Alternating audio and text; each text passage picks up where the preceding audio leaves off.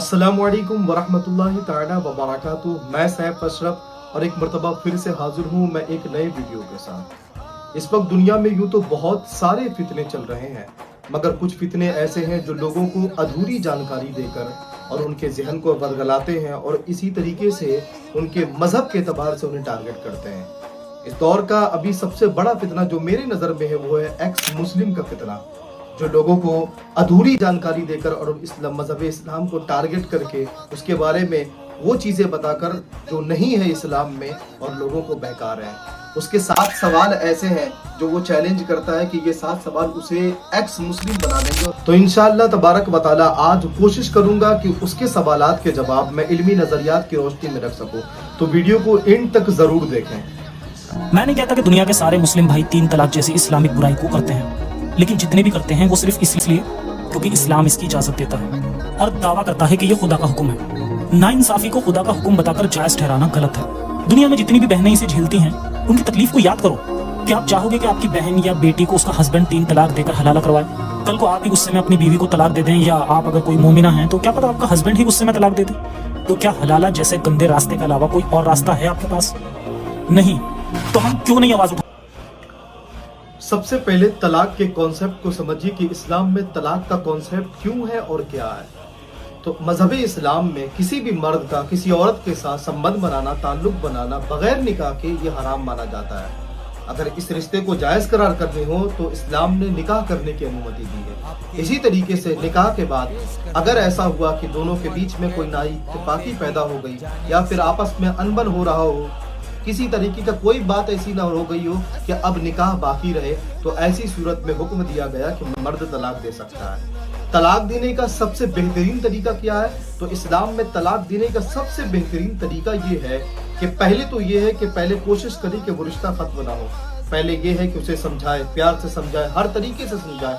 इसकी पूरी की पूरी एक बहस है कुरान करीम में। इंशाअल्लाह इस पर कभी फुल टॉपिक पर वीडियो बनाई जाएगी, मगर फिलहाल के लिए आगे चलते हैं कि तलाक देने का सबसे बेहतरीन तरीका ये बताया गया इस्लाम में कि आप औरत को उस अय्याम में, उस वक्त में एक तलाक दें जिस वक्त वो हैज से ना हो। उसके बाद औरत 3 मेंस गुजार लेती है तो उसके बाद तलाक वाक़ई हो जाती है। अब ऐसी सूरत में अगर वही औरत अगर उसी शख्स के साथ वापस रहना चाहे तो ऐसी सूरत में वो सिर्फ निकाह करके उसके साथ रह सकती है, उसे हलाला करने की कोई जरूरत नहीं है। अब आते हैं 3 तलाक के कॉन्सेप्ट पर। तो इसने हलाला का जो ये टॉपिक बताया बड़ी अधूरी बात कह के एक नेगेटिव थॉट दे दिया। मैं बताता हूँ हलाला सबसे पहले ये इस्लाम में है ही नहीं। हलाला एक रिजल्ट का नाम है। मिसाल के तौर पर ये 3 तलाक का जो मसला है इसमें ये औरत के ऊपर एक रहम किया गया है, करम किया गया है।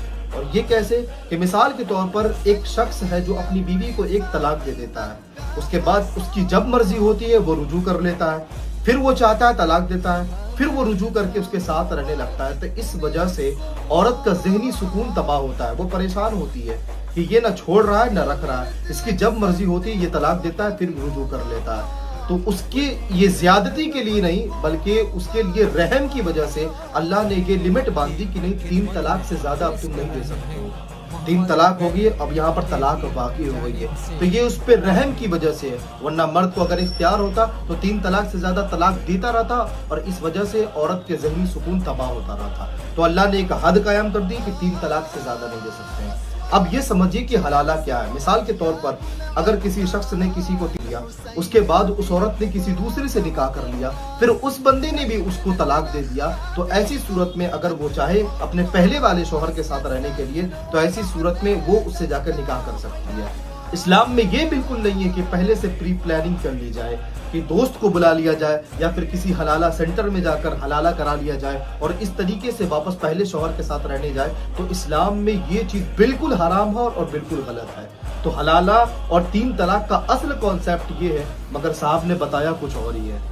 मगर दूसरी तरफ इस्लाम की तरबियत देखें तो अल्लाह के रसूल सल्लल्लाहु अलैहि वसल्लम का ये फरमान है कि अल्लाह की तमाम हलाल करदा चीज़ों में सबसे ज़्यादा अगर कोई नापसंदीदा चीज़ है तो वो तलाक है।